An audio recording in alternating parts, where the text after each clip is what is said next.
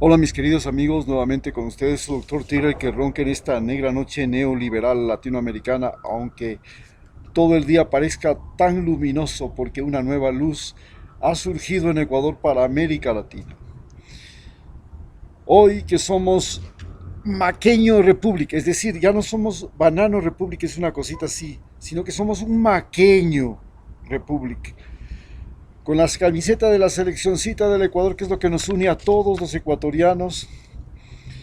Les quiero dar lectura a una carta de una ciudadana ecuatoriana, Verónica Maldonado Iriarte, que nos refiere lo que está pasando con nuestras Fuerzas Armadas.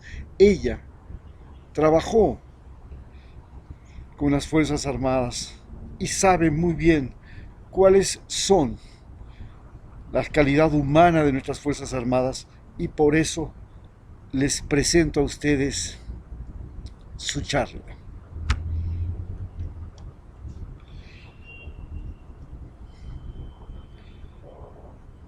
Añoramos los militares de años atrás, que en épocas difíciles estaban para poner el orden en el país.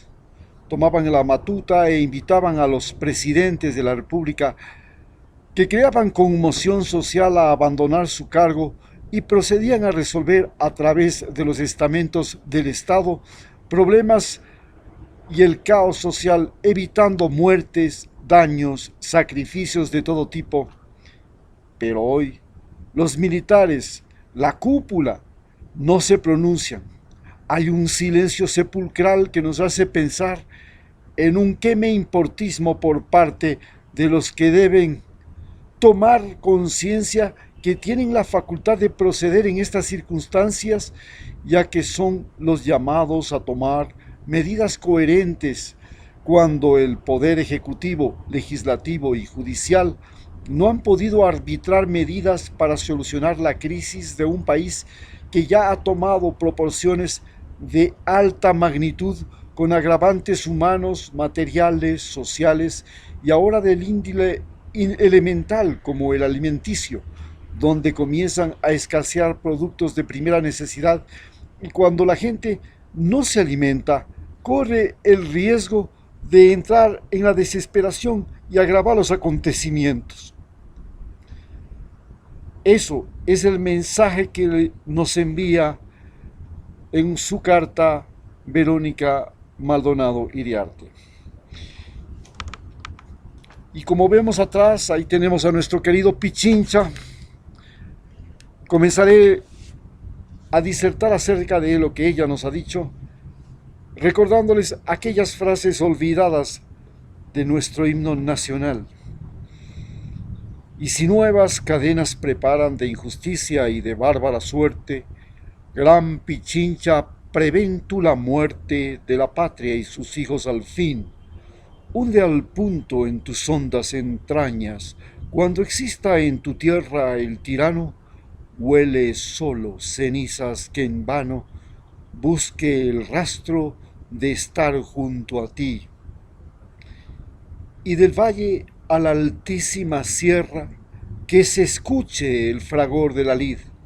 Tras la lid, victoria que venga, libertad tras el triunfo se escuche y al león destrozado se vea de impotencia y respeto rugir. ¿Se acuerdan de León Febres Cordero, por supuesto, no? Bien, analicemos un poco cuál es la situación que estamos viviendo. Los indígenas se han dado cuenta de que no son más el juguete y el engaño que han sido víctimas durante no solamente años, siglos.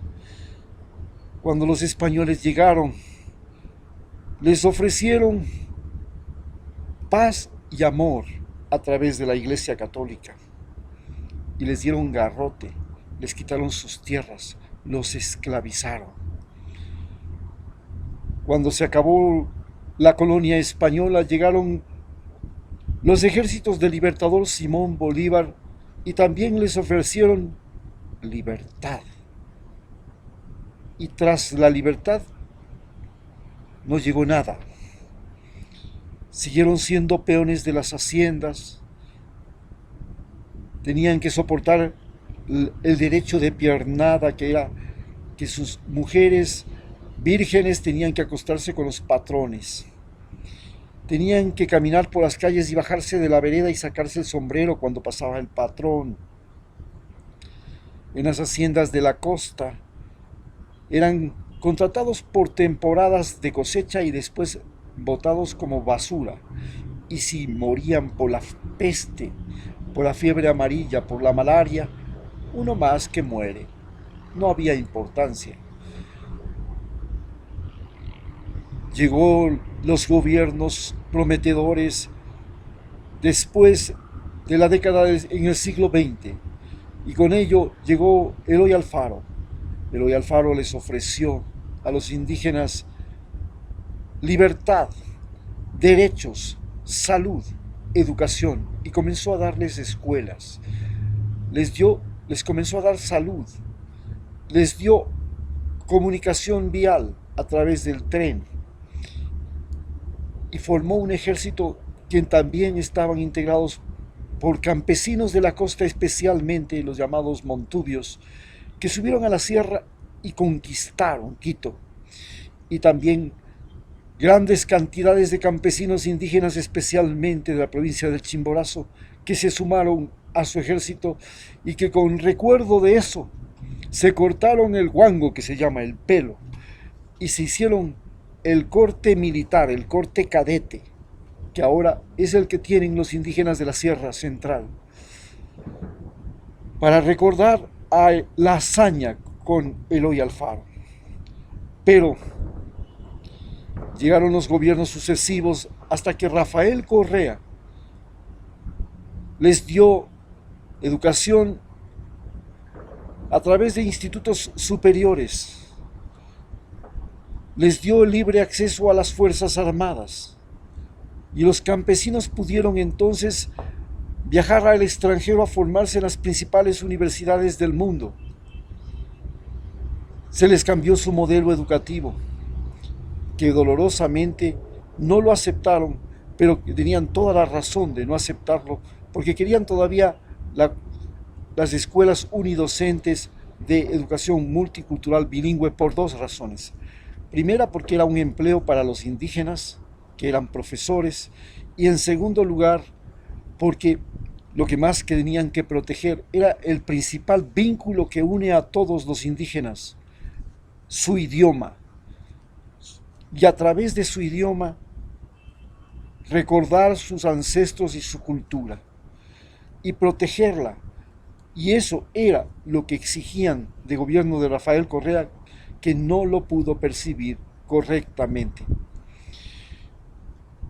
Hoy, los campesinos indígenas se han levantado y pronto les seguirán los campesinos de la costa, especialmente los del Seguro Social Campesino, y se sumarán después los vecinos de Manabí y Pichincha, que cerrarán las vías. Pero, ¿qué nos revela esta protesta? Nos revela que existe un poder que siempre fue importante, el poder de los militares. Los militares en este Ecuador habían sido diferentes a los militares de toda América Latina. Mientras que en América Latina no se desarrolló lo que se llama el militarismo ilustrado, es decir, los militares no se fueron a formar en las mejores academias del mundo, sino que fueron solamente a la Escuela de las Américas, donde se entrenaba en tortura. Ese era la escuela donde todos los oficiales de América Latina se formaban. Algunos oficiales, como Luis Hernández y otros, fueron a formarse en las mejores escuelas de guerra del mundo. La Real Academia de Londres, las escuelas militares de Estados Unidos de Filadelfia, las escuelas de Brasil, las escuelas de Israel. Y muchos también se formaron antes de ellos en algunas escuelas de la Unión Soviética. Pero hoy están neutralizados.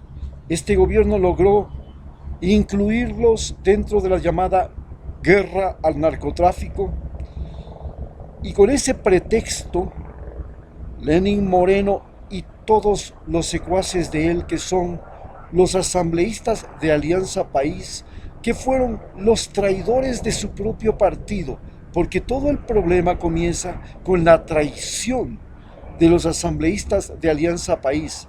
Eran 75 asambleístas en una asamblea que no tenían más que 120. Eran la mayoría de la asamblea los que ganaron las elecciones, abanderados y usando la imagen y el nombre de Rafael Correa. Llegaron a la Asamblea Nacional y luego traicionaron, se viraron, quedaron solo 25 y 50 se pasaron al bando de los traidores, que junto con Lenín Moreno, dirigidos por Baroja y por José Serrano, el uno de Quito, el otro de Cuenca, dieron la gran conversión y se fraguaron todas las tramas y las secuelas que ahora tenemos. Ese fue el germen de todo eso. Y entonces los militares dejaron su oficio de ser mediadores, de ser los interlocutores entre los pobladores, los campos de las ciudades, con las autoridades elegidas, y pasaron a ser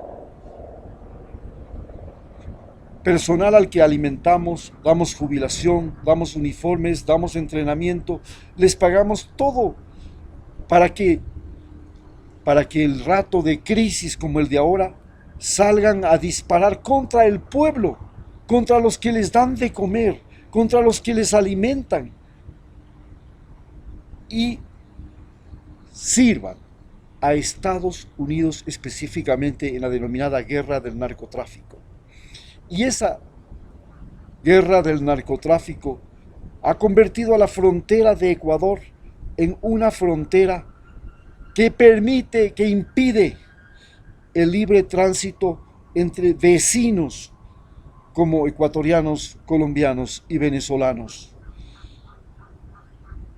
Y este libre tránsito, no solamente de personas y de mercaderías, impide que nosotros, Ecuador, Colombia y Venezuela, volvamos a ser la Gran Colombia, con 2 bases militares, una en Galápagos y otra en Manta, que fueron sacadas, que se les entregó en el año 1998, cuando Yamil Maguad llegó al poder, y para poder hacer todo la trama bancaria y aplicar las medidas del Fondo Monetario Internacional, les entregó primero las bases militares, que permanecieron hasta el año 2008, porque tenían derecho a permanecer en Ecuador por 10 años. Entonces fueron sacadas del Ecuador por Rafael Correa y hoy han retornado sin fecha de salida. Y al comienzo se dijo que eran solamente para ocupar los aeropuertos en función de reabastecimiento de combustible, que los aviones estarían volando todo el tiempo vigilando especialmente el Océano Pacífico. Pero luego, hace 15 días, se les entregó 10.000 metros cuadrados en la isla San Cristóbal para que hagan sus fortificaciones y puedan recibir y residir las tropas norteamericanas en Ecuador, yéndose directamente contra la Constitución, que señala que en el Ecuador no se admitirán botas extranjeras. Esto nos obliga a pensar que después, en la próxima Asamblea Constituyente, tenemos que cuestionar seriamente si tenemos que tener un ejército o no tenemos que tener un ejército.